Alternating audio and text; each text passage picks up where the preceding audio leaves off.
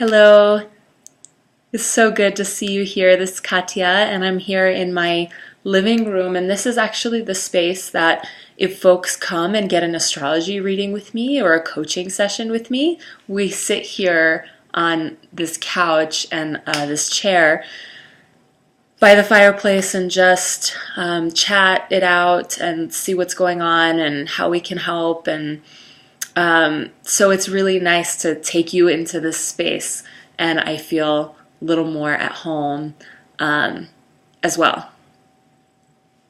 So I wanted to talk to you about the reason why we do things and how on the spiritual plane, or, if you look at the layers of life, there's this kind of three-dimensional reality that we're living in, but then there's also, what's happening to us on our spiritual journey and what everything means, the significance of everything on the spiritual journey. And of course, things that seem off and terribly wrong on the physical plane can actually be an experience that the soul has been hungry for and has asked, repeatedly for. And finally, even if it feels so traumatic to our body, to our physical life, the soul might be saying, oh my God, this is so fulfilling to me because I'm learning. And I truly believe from my studies and how that matches up and lines up with my own experience that what we are hungry for on this planet is to learn. And that this is really a school. And so in this experience, sometimes we really kind of can obsess over, am I going to take this road? Am I going to take that road? Am I going to make this decision to heal my whatever I'm trying to heal right now? Relationship stuff, binge eating, money issues, whatever it is, family stuff. Am I going to make this decision or that decision? And really, at the end of the day, and maybe you know this for yourself already, and I'm just repeating something that speaks to an experience that you've already had, or maybe this sounds totally new. But what I've really found, and it's not just me saying this, is that what matters more is our intention and why we decide to do something. And so with the same intention of wanting to heal binge eating, I have tried bright line eating, a very strict approach to a food plan. I've also tried, letting myself eat whatever I want and having no boundaries and just seeing how that worked out. I've also done the same with money, and I've done the same with, relationship back when I was really in the phase of seeing what worked, what didn't work in my life. And I'll say that,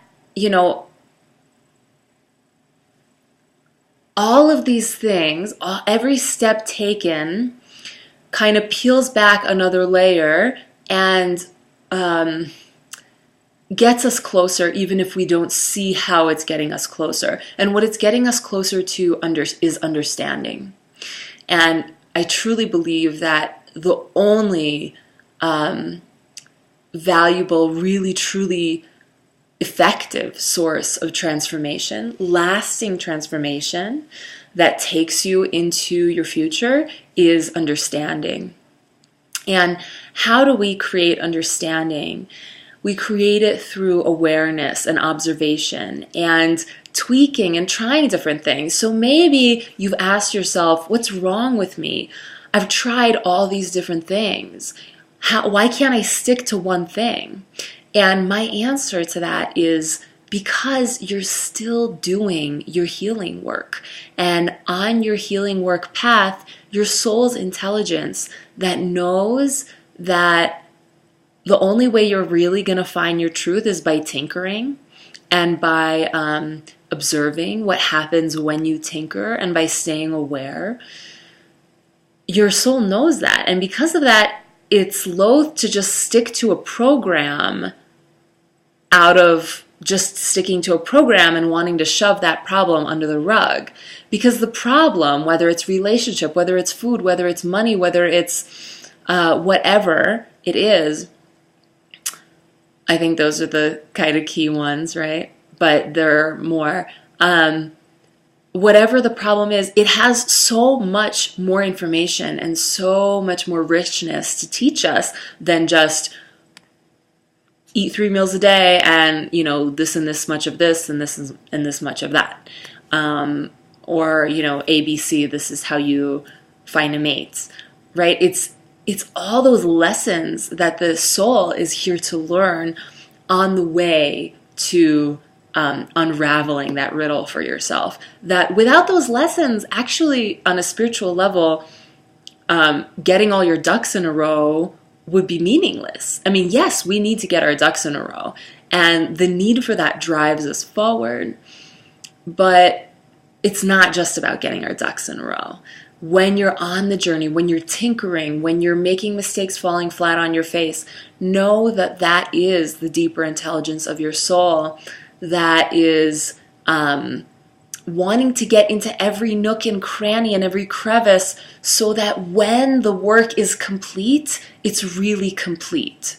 And you're not just fooling yourself, you can go for stretches, decades, having a food plan in place that you sometimes stick with and fall off of. But if you haven't done the deep work, there can still be holes there. And we always need to go back if we've missed something. And that's okay. That's not a problem either. But I wanted to share that with you. And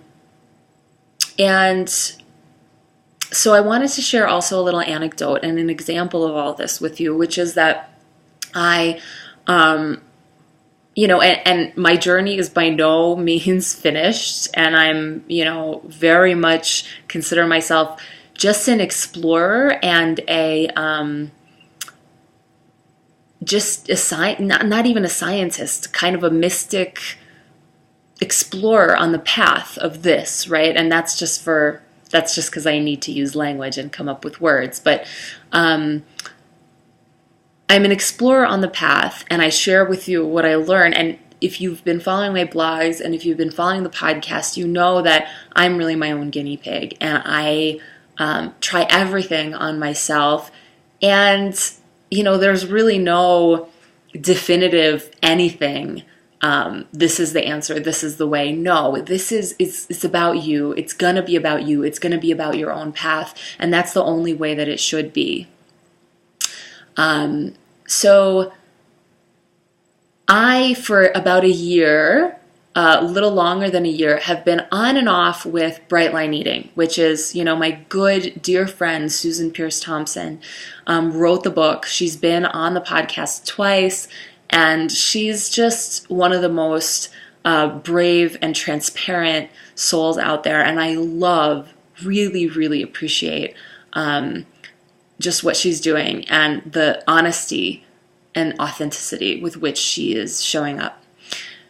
And so I've been trying that program and feeling a lot of the time like a failure because honestly, in a year and some months, it doesn't even matter the numbers, but there were so many times when I felt like I just cannot stay on the wagon. I cannot stay on the wagon. And, eating and then feeling bad about it and then feeling like, well, maybe there's a reason here, and going into it and actually exploring the different threads and why do we eat? And does this have to do with my hormones? And is this a part of my femininity trying to express itself that otherwise would be squashed? And there's been such a rich exploration in that, that I wouldn't have traded it for the world, actually, now that I'm really looking back at it. And it's been painful. And I kind of got to this place where I was like, you know what? I just cannot force myself into another food plan again. And, other people talk about this too, that you kind of just get to a point where you're like, I cannot do a diet anymore because that level of kind of just willing myself into something isn't working anymore. And so I really dove into the wisdom in that. And to me, the wisdom in that has uncovered itself to be that there's such a piece underneath of self-love and self-worth that I wasn't looking at. And I really kind of dove into it. I dove into, can I love myself even when I am feeling so much shame?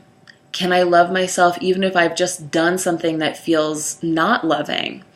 Can I love myself in all these different situations, no matter what the external circumstances are? And so going on this journey, I had to soften my core, which I've been, I'm really kind of a type A person. I, like to work out hard. I like to, I've classically been sort of this type A person, you might call.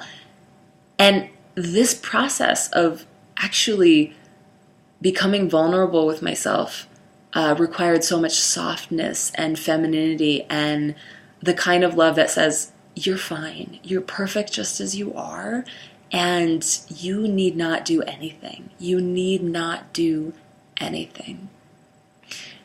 No matter how much you weigh, I will love you as you are.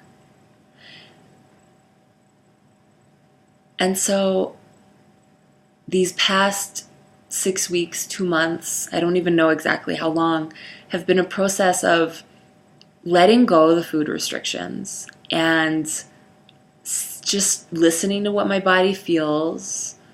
Probably more of an intentional kind of intuitive eating situation than I've ever been in, but I don't even want to put it in a box like that. And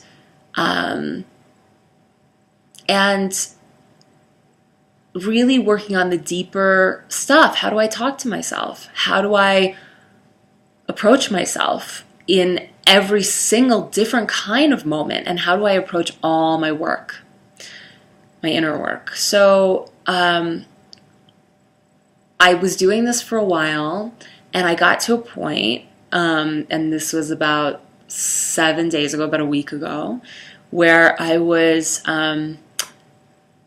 eating in a way that just didn't, I wasn't restricting myself, so I was just sort of seeing how it unfolded, but I was eating in a way that didn't feel like the way that I wanted to eat in my perfect, sort of my most joyful life. It didn't feel in line with the way that I want to feel about myself.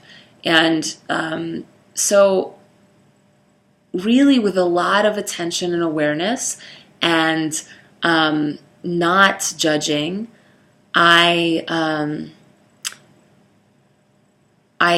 just sort of saw myself observe the whole thing, and then, and I suffered a lot because there were still those judgments, even though I was observing them rather than really getting into the game with them. And then I surrendered back to bright line eating. But what was different, and this is really the crux of the story, is that it doesn't matter that I surrendered to bright line eating or whether I have restrictions right now or not have restrictions. But what I find significant is that this time, when I surrendered to bright line eating, I did it without muscling myself into it. It was kind of like running into the arms of your mother when you have a boo-boo, or when you have just had a long day at school.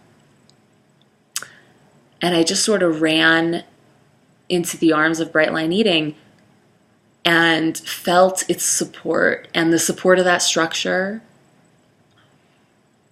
And I sort of didn't have the you have to do this or else I won't love you feeling anymore. So that's it. I'm still, this path is just, it just unfolds in front of me, as I'm sure it does in front of you. And I would love to have more sharing on the Facebook group and just see where everyone is at, because we're all just on a different part of the journey, and it goes on and on. It's an infinite ocean. So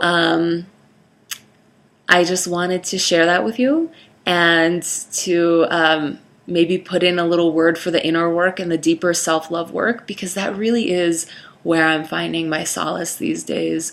Whether the food plan is in place or not, I'm feeling that underneath that work is really kind of where it's at. So that's it for now, and I just love you so much for being on the path, and I look forward to many more times together. Take care. See you soon.